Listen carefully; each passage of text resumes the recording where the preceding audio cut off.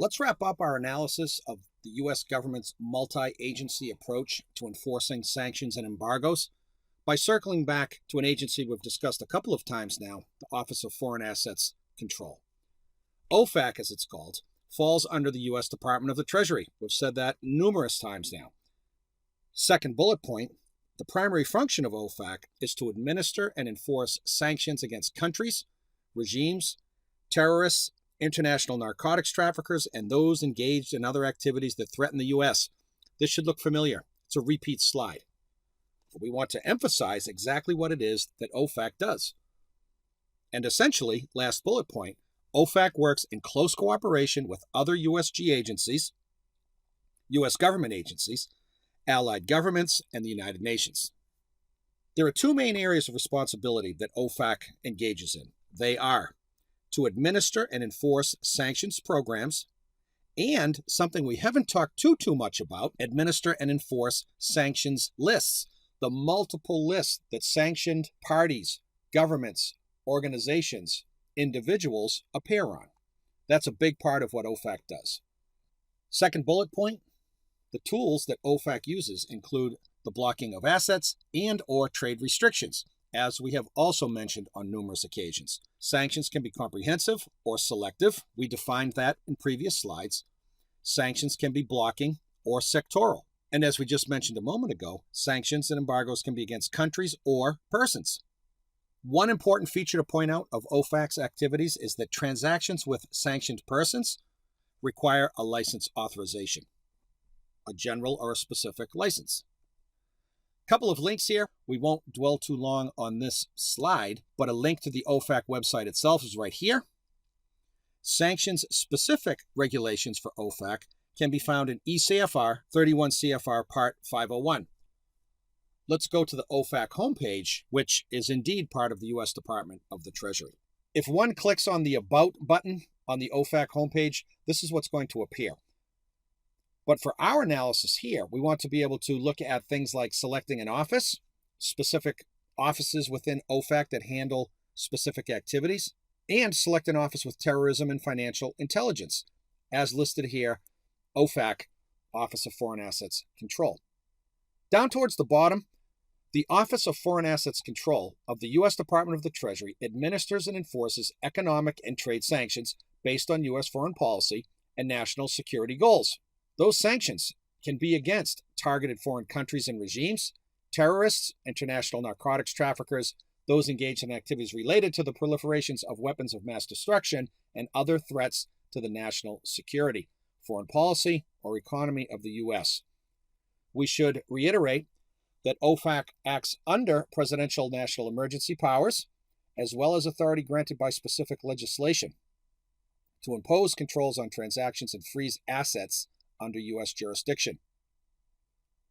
As we have noted on a number of occasions, many of the sanctions are based on United Nations and other international mandates, resolutions, UN resolutions, are multilateral in scope, as we've also said, and involve close cooperation with allied governments. OFAC has a big role to play, not only on its own, but working with other U.S. government agencies and our allies abroad. We have seen ECFR on a number of occasions. This is Sanction and Embargo Regulations, 31 CFR, Part 501. As one goes down through and looks at the title, Title 31, Money and Finance, Treasury. Subtitle B, Regulations Relating to Money and Finance, Chapter 5, Office of Foreign Assets Control, Department of the Treasury. With that information, we know we're in the right place, specific to OFAC. But parts 500, 501, 510, 515 start listing out specific areas, like North Korea sanctions regulations in 510, 515, Cuban assets control regulations, and down the list goes for the various countries that we have sanctions in place with. Another good resource, this time in the form of ECFR. If one were to go down the entire list of country-specific sanctions programs through the U.S. Department of Treasury, this is what we'd see. But we must always reiterate that these lists are subject to change. Maybe one day a country will come off. Maybe another day a country will be added. They are indeed subject to change. But as we've seen on a number of website screenshots, They're alphabetical in order. Let's be thorough and run through them quickly. Belarus, Burma, Burundi, Central African Republic, Ivory Coast, Cuba, Iran, Iraq, Lebanon, Libya, North Korea, Somalia, Sudan, South Sudan, Syria, Ukraine/Russia, Venezuela, Yemen, and Zimbabwe. We could click on every one of these from the previous slide and go to the specific ECFR regs for these countries as it relates to sanctions programs. We can also find information, and we saw this slide before as well, right on the Department of Treasury website. So we can see an ECFR, we can see here. There are multiple sources to find, in essence, the same information. We saw this slide previously. It's that same, starting with the Balkans, Belarus, Burma, alphabetical listing. But we're going to be talking in more detail and want to highlight the specially designated nationals and blocked persons list. We have some examples of how that works coming up. So to reiterate and emphasize the importance of that list, it's a good opportunity to do that. And on the right-hand side, once again, we have a link to the page.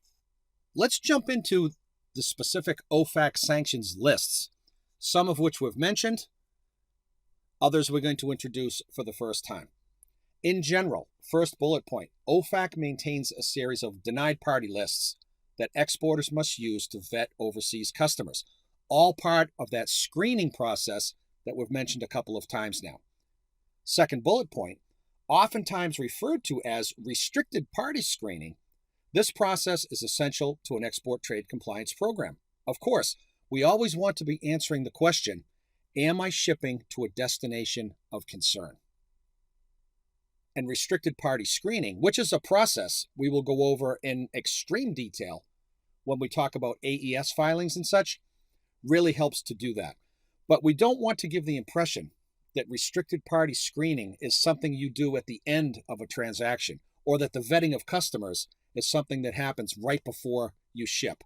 That's not the case at all.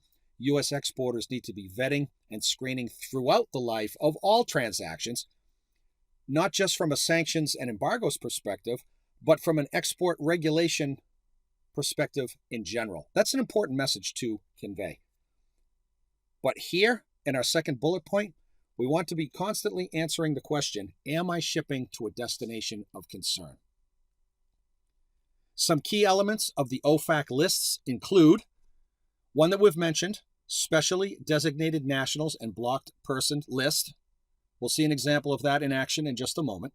Sectoral sanctions identification list, remembering that sectoral means specific sectors of an economy, oil and gas and energy in Russia, as we saw in a previous example. Foreign sanctions evaders list, we have some examples of that too. But these are key elements of the overall OFAC lists, not exhaustive. Some others, non-SDN Palestinian Legislative Council list, non-SDN Iranian sanctions list, the Part 561 list, and finally, list of persons identified as blocked solely pursuant to Executive Order 13599. We want to put ourselves in a position as a U.S. exporter to be able to screen parties, governments, regimes, individuals, companies, organizations, you name it, across all of our transactions, well in advance of cargo actually moving or attempting to be moved. So let's say as a best practice, with that in mind, that restricted party screening must be a permanent part of a company's export compliance program. Quick note, we mentioned this already, restricted party screening will also be covered during the module on AES filing. A couple of examples here. What is referred to as the specially designated nationals and blocked person list coming out of OFAC. What we're looking at, upper left-hand side, is an alphabetical listing of specially designated nationals and blocked persons list.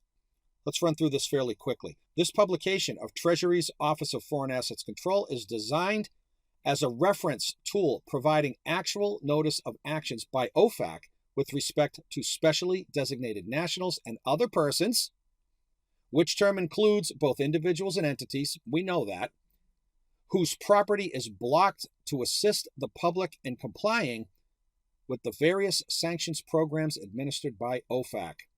The latest changes to the SDN list may appear here prior to their publication in the Federal Register. The Federal Register is the official source. We've said that a number of times. At the very bottom, continuing with this theme of the Federal Register, users are advised to check the Federal Register and this electronic publication routinely for additional names or other changes to the SDN list. The SDN, Specially Designated Nationals and Blocked Persons list, very important to an overall screening process. And as we can see in the list, this is just one excerpt, but alphabetical and listing, starting with numbers, needless to say, and then into alphabetical listings. But if one looks closely at some of the names here, there are some seemingly innocuous names. Things like the County Sovereignty Movement, 101 Days Campaign, Canada Inc., some references in Spanish that are definitely innocuous, División S.A., Publicidad y Mercadeo. That's a very basic business name, actually. So these are specially designated nationals and blocked persons list that have to be vetted and screened throughout the life of a transaction.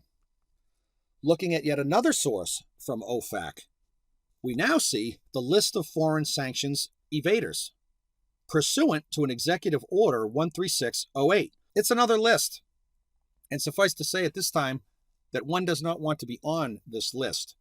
But Executive Order 13608, prohibiting certain transactions with and suspending entry into the United States of foreign sanctions evaders, persons that have evaded sanctions from the United States, with specific respect to Iran and Syria.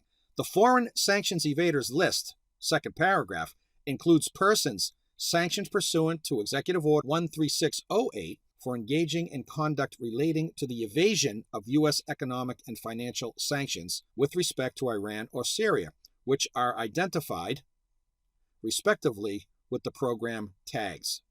U.S. persons are generally prohibited from all transactions or dealings, whether direct or indirect, involving persons identified on this list.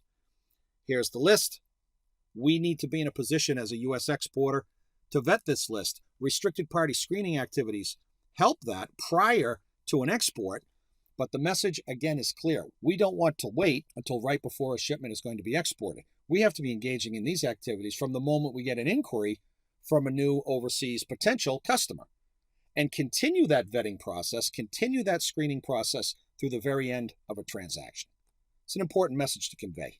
We're going to stop here, and when we come back, pick up with a discussion on OFAC export licenses.